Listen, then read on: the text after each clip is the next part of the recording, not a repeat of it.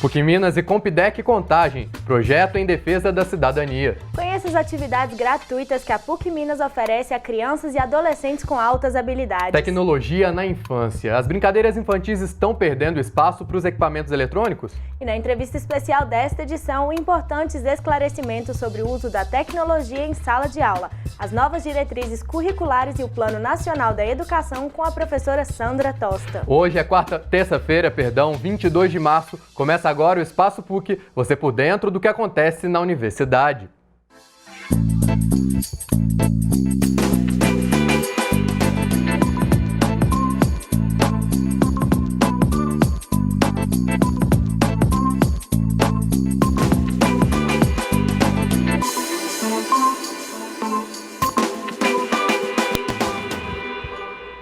Olá! O Espaço PUC de hoje começa com um recado àqueles que pretendem fazer algum curso de pós-graduação à distância. A PUC Minas Virtual recebe até a próxima segunda-feira, 28 de março, inscrições para os cursos Lato Sensu. Neste semestre são ofertadas especializações em advocacia empresarial, arquitetura de software distribuído, ciências criminais, desenvolvimento de aplicações web, direito eleitoral, direito tributário, engenharia de produção, filosofia e teoria do direito, geoprocessamento e gerenciamento de projetos. E as inscrições podem ser feitas pelo endereço pucminas.br/virtual. Mais informações pelo telefone 3319-4444. E a universidade, em parceria com a Coordenadoria Municipal de Proteção e Defesa Civil de Contagem, a Compidec, está desenvolvendo um projeto que busca promover a preservação da vida e de bens materiais, transformando a cidade em um local resistente aos desastres naturais. E eu participei, né, Mariana, da primeira reunião com os envolvidos na ação. E você confere todos os detalhes agora. A defesa da cidade cidadã. Esse é o principal objetivo do projeto realizado pela PUC Minas, em parceria com a Coordenadoria Municipal de Proteção e Defesa Civil, a Compidec Contagem. Alunos e professores dos cursos de Engenharia Civil e Geografia vão trabalhar junto ao município, situado na região metropolitana de Belo Horizonte, para que ele se transforme em um espaço resiliente. Seria uma cidade adaptada de tal forma que eventuais problemas pudessem ser prevenidos ou, se eventualmente a gente não conseguir fazer essa prevenção, que eles pudessem ter uma resposta mais rápida no sentido de evitar esse problema. Esse é o conceito da cidade cidadã que a gente quer, onde há uma participação da comunidade, há uma participação do poder público e uma participação também das academias, vamos dizer assim, aí nesse caso seria da própria PUC. O grande foco do projeto são as áreas de risco de contagem. A cidade tem hoje aproximadamente 28 focos alarmantes, como escorregamentos, inundações, enchentes e ocupações de áreas indevidas. Nós, na Defesa Civil de Contagem, nós temos 2 engenheiros e nós vemos a necessidade de ter esse profissional, né, que nos apoia em várias áreas que nós precisamos lá, que é carente. Por exemplo, o georreferenciamento das nossas áreas de risco, o conhecer melhor as nossas áreas, tratar melhor essas áreas, observar mais, vistoriar e monitorar. As relações entre moradores e suas habitações também estarão em foco durante os trabalhos. A geografia ela trabalha bastante com a relação do homem, objeto de estudo é o homem nesse espaço, né, nesse ambiente. Então essa relação do homem com o ambiente natural, com esse ambiente, vamos dizer assim, trabalhado da cidade, é interessante. Então você aliar, como o professor Francisco comentou, né, a aplicabilidade, né, a aplicação, né, da teoria na prática, né, e a geografia com essa visão, vamos dizer assim, humana, né, da situação, acho que ela pode trazer uma grande contribuição. Oportunidade de aprendizado para as crianças, adolescentes e os universitários. O projeto de extensão da PUC Minas oferece atividades gratuitas que induzem a criança e o jovem a desenvolver potencialidades e trabalhar as relações inter e intrapessoais. Tecnologia, artes, linguagem e ciências biológicas são algumas das habilidades reforçadas no projeto. Conheça mais detalhes na reportagem de André Correia. Conhecimento e lazer além do espaço da escola. Uma abordagem diferente para a educação é oferecida no projeto Enriquecimento da Aprendizagem para o Desenvolvimento de Habilidades, que acontece toda segunda-feira no campus Coração Eucarístico. O nosso objetivo é oferecer oficinas de conhecimento para crianças e adolescentes que gostam de aprender. Normalmente são crianças que apresentam altas habilidades em alguma área do conhecimento. O projeto hoje recebe crianças de 5 a 15 anos. E aí nós temos 2 turmas funcionando esse ano, né? Que a novidade é que temos uma turma de manhã, na segunda-feira, de 8h30 às 11h30, e a turma da tarde, que permanece de 1h30 às 5h. O projeto de extensão conta com alunos dos cursos de Ciências Biológicas, Fonoaudiologia, Fisioterapia, Psicologia, entre outros. O Museu de Ciências Naturais, o Complexo Esportivo e laboratórios como os de Física, Química e Informática também são utilizados pelos alunos. Qual atividade você mais gosta de fazer aqui no projeto? Informática. Eu gosto de muita coisa. Informática e biologia. Biologia, a gente já mexeu com Lego, várias coisas. O que eu mais gosto de fazer aqui é estar aqui. Eu gosto de tudo. Muito bom. De acordo com os interesses das crianças, né, a gente pergunta para eles o que eles gostam, o que eles gostariam de aprender.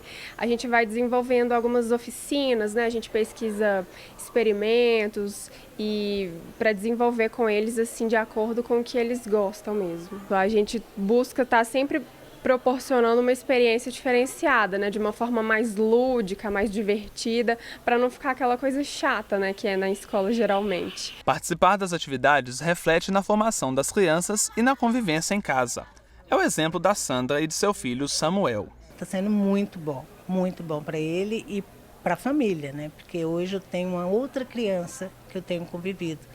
Eu cheguei aqui desesperada. Eu sou uma das mães que chegou aí com desespero, com muita angústia, porque eu achei que o meu filho tinha um problema, né? Então foi muito bom descobrir que ele não tem problema. Pelo contrário, é a forma que ele tinha de se expressar. Antônio é pai do Zainer, que frequenta o projeto há 8 anos. Para ele, a participação do filho é motivo de orgulho. Esse projeto veio trazer uma luz para o meu filho. Aqui ele desenvolve a sua percepção, a sua mente, e o projeto ajuda muito. E além da importância para as crianças e adolescentes, a iniciativa é uma boa oportunidade para os alunos da PUC praticarem o conhecimento adquirido nas salas de aula. A gente pode unir a prática junto com a teoria, né? A gente tem esse olhar diferenciado, né, do comportamento das crianças e tal, e a gente pode dar um suporte nessa parte também, que às vezes muitas crianças têm uma dificuldade, né, de se expressar, de socialização, de interação com as outras crianças, e a gente vai dando um apoio nessa parte. Ele pode entrar em qualquer momento, desde que ele agende uma entrevista com a coordenação do projeto, ou comigo ou com as 2 estagiárias da psicologia que têm orientação para poder fazer essa entrevista. E aí pode participar. Bom, Sérgio, agora vamos voltar um pouco no tempo, lá na nossa infância, e relembrar as brincadeiras daquela época. Você se lembra bem desse tempo? Lembro sim, Mário. Eu fui criado, no interior do estado e naquela época brincadeira de criança era na rua e dos mais variados tipos. Pois é, Sérgio, mas infelizmente essas brincadeiras têm sido substituídas pela tecnologia e a segurança dos locais fechados. Mas será que essa mudança tem consequência para a formação dos pequenos? É o que a gente vai saber agora.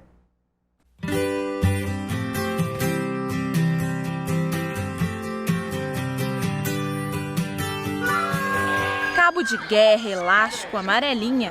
Você reconhece estes nomes? São brincadeiras infantis bem famosas, mas que têm feito bem menos sucesso entre a criançada atualmente. É que os pequenos estão preferindo usar os eletrônicos. Como o Diego, de 3 anos. O pai conta que o menino é ligado em tecnologia desde que tinha apenas 1 ano de idade. Hoje ele já pega, ele já mesmo escolhe o desenho ou o filme que ele quer ver, o jogo que ele quer mexer, o aplicativo, né? A gente já utiliza um aplicativo que seleciona somente o acesso que ele pode ter, então é restrito, né, a utilização para aplicativos da idade dele. Então, mas aí dentro desse limite ele já escolhe tudo que ele quer, já sabe operar sozinho. A gente tenta controlar, né? Acaba que em alguns momentos a gente permite um pouco além devido a alguma circunstância, né? Ou ele está com resfriado, com alguma coisa para compensar alguma perda que ele tem, alguma dificuldade que ele tem, a gente permite um pouco mais, mas a gente tem uns horários mais certos que a gente deixa ele mais à vontade. O pequeno Diego também não abre mão dos brinquedos. E sempre que podem, os pais acompanham e incentivam as brincadeiras. A gente evita a utilização, né, desses eletrônicos, porque a gente sabe que acaba que se você foca muito nisso, né, acaba a criança ficando muito presa naquele mundo ali. Segundo especialistas, a oferta pelos pais de eletrônicos como opção de brincadeira para as crianças é cada vez mais comum. Por isso, eles alertam que é necessário controlar o uso. A tecnologia está aí, nós não podemos dar as costas a ela, né? Mas a partir do momento em que ela começa a tirar oportunidades das crianças, eu sinto que é hora de pensarmos, fazer um alto lá e pensarmos, né, até que ponto está sendo positivo, porque tira oportunidades de convívio e de interação, de cultivo de valores. A criança vai ficando cada vez mais individualista. Alguns esforços para isso acontecem na escola. Com a intenção de que os alunos revivam as brincadeiras em grupo, um colégio de Belo Horizonte criou um projeto bem legal na aula de educação física. As crianças trouxeram para a sala de aula a história de várias brincadeiras. Depois foram para a quadra aprender cada uma na prática.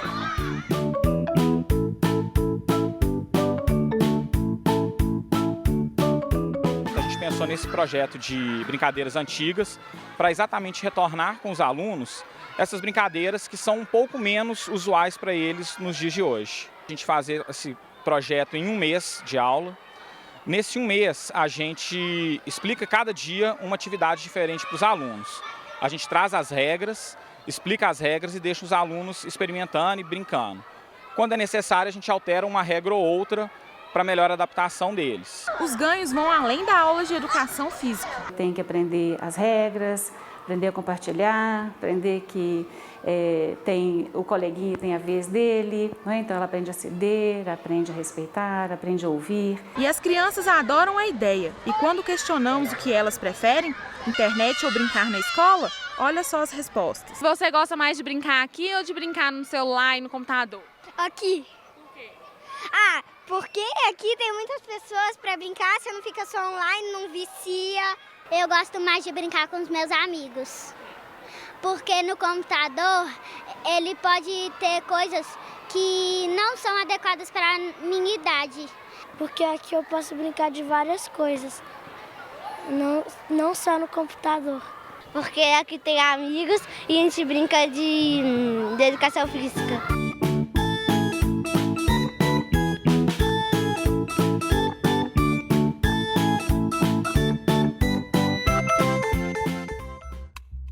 O Espaço PUC vai para um rápido intervalo. No próximo bloco, a discussão a respeito das novas tecnologias continua. Na entrevista especial de hoje, a professora Sandra Tosta vai falar sobre o uso da tecnologia em sala de aula, analisando as diretrizes da Base Nacional Comum Curricular. Não saia daí!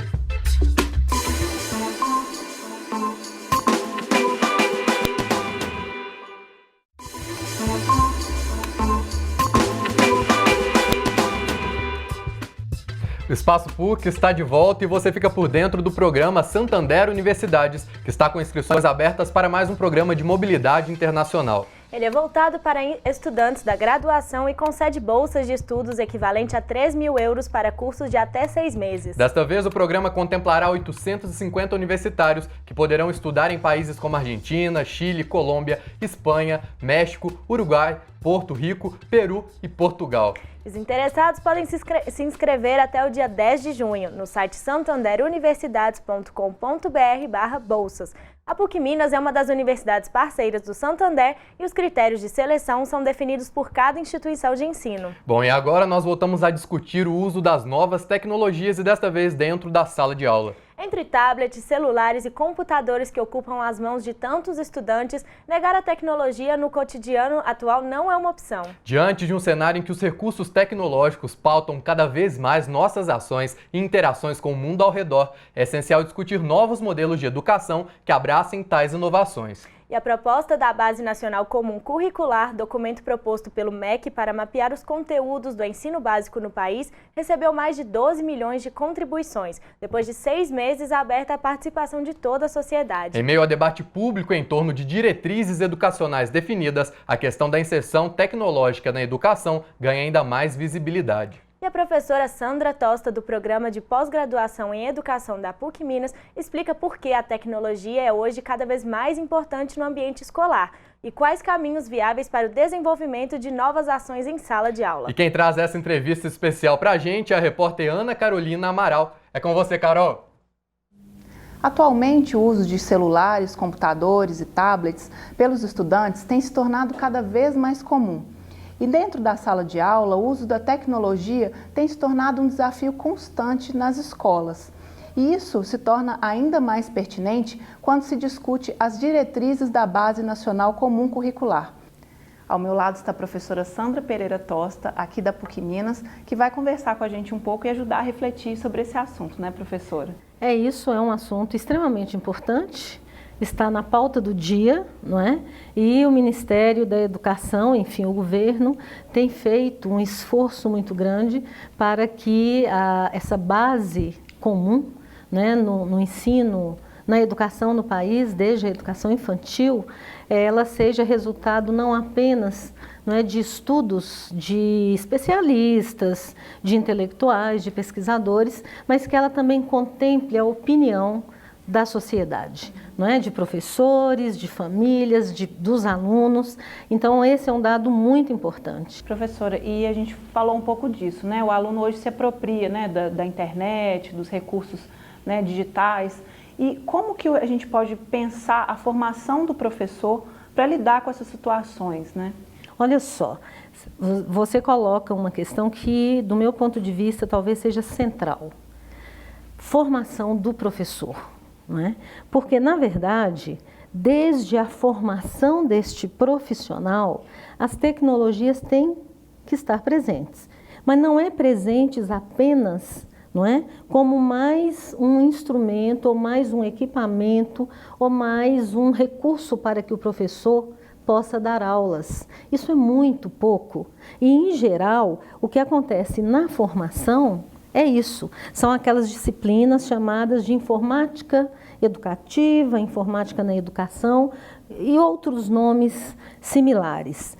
E, para mim, a grande questão não é o uso do equipamento, é entender que, quando a tecnologia chega nesta velocidade que o mundo digital chegou, nessa intensidade e alcance, muda muita coisa. E dentre estas coisas, muda o modo dos meninos aprenderem, muda o modo dos meninos interagirem, muda o modo dos meninos se comportarem e muda o modo dos meninos aprenderem o conhecimento.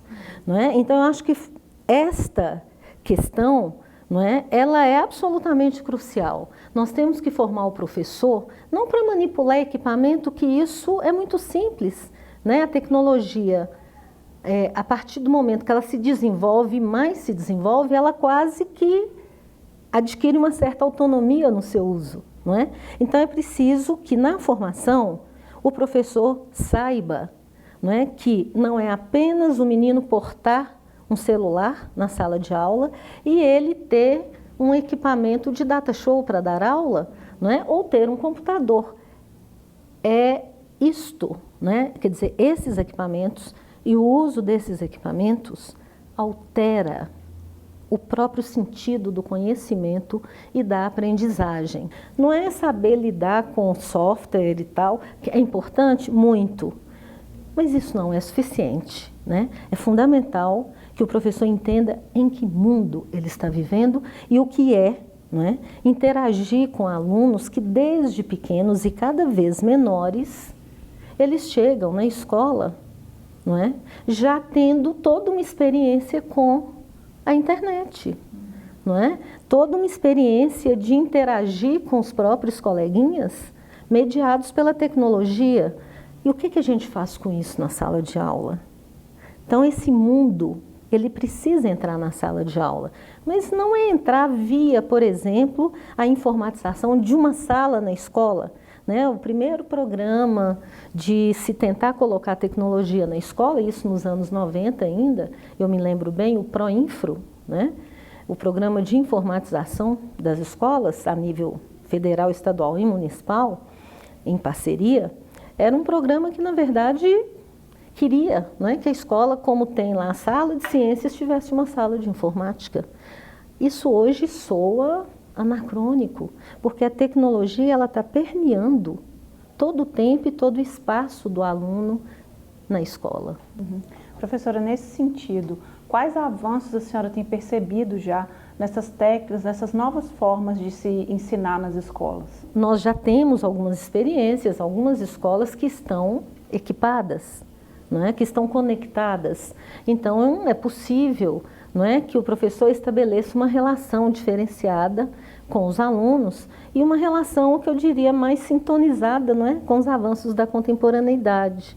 Mas, de qualquer modo, é o acesso, né, em princípio, essa meninada, essa juventude, os adultos, não é, estão, em princípio, não é, podem se conectar, podem acessar o mundo pela internet. Com esse acesso, né? De repente, os estudantes também eles podem ser despertados a também produzir tecnologia. Isso sem dúvida nenhuma, claro que isso seria muito interessante e me parece que essa é uma provocação muito positiva, especialmente naqueles cursos voltados, né, para a tecnologia, os alunos se sentirem muito estimulados, não é? Ao fazer uso da tecnologia, perceber que é possível avançar nessa tecnologia. Então, veja, é possível, e acho que o mundo digital aponta para isso, não é? Você criar um ambiente de ensino, de aprendizagem, que é um ambiente de interação em tempo real, não é? E que é um ambiente que pode tornar, não é, a aprendizagem, o conhecimento escolar, algo um pouco mais simétrico, mais, não é, equivalente entre professores e alunos. Mas para isso a gente não pode esquecer, primeiramente, lá da formação. E a formação desse professor a gente não pode também ver como algo, vamos dizer assim, isolado. Não formou bem o professor, nós asseguramos a qualidade na educação. Não, né? Eu não preciso repetir números nem indicadores, mas nós sabemos muito bem, não é, qual é a condição material concreta de trabalho do professor, especialmente na educação básica, mas também no ensino superior. Agora a gente vive um momento muito importante de discussão dessas diretrizes da Base Nacional Comum Curricular. Qual que é a importância disso? Qual que é a importância do cidadão participar, se inteirar desse processo todo, né? E dos educadores como um todo também se mobilizarem para opinar e para fazer o diferente agora? Vamos todos tentar compreender o que é a proposta da base curricular, para depois criticar, porque às vezes as críticas são muito apressadas, não é? E a gente então perde de vista a importância, não é de que o ensino se massifique, que ele seja o mesmo de norte a sul do país, mas reconhecendo que nós vivemos num mundo hoje, numa sociedade mundializada, em que o conhecimento acumulado historicamente é de direito de todos em qualquer lugar.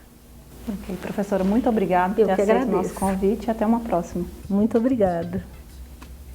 Obrigada, Carol. Bom, muito interessante a entrevista e é importante que os pais e os professores estejam sempre muito atentos, né, ao uso da internet pelas crianças e adolescentes. E o Espaço PUC fica por aqui. Tem alguma sugestão ou comentário? Envie para o nosso e-mail espaçopuc@pucminas.br. E não se esqueça que temos o encontro amanhã às 4h30 da tarde pela PUC TV e TV Horizonte. Obrigada pela companhia e até a próxima. Tchau!